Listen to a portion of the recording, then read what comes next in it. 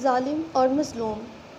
मेरे मुताबिक ज़ुल्म सहना और उसके ख़िलाफ़ आवाज़ ना उठाना ही सबसे बड़ा ज़ुल्म है, क्योंकि जो ख़ुद पर रहम नहीं करता कोई दूसरा भी उस पर रहम नहीं करता। इसलिए ज़ालिम को सबक सिखाने के लिए अगर मज़लूम इसके ख़िलाफ़ आवाज़ उठाए, ख्वाह वो ख़ुद कितना ही कमज़ोर क्यों ना हो, तो ना ज़ुल्म बाकी रहेगा और ना ही ज़ालिम। ज़िंदगी मेरे मुताबिक।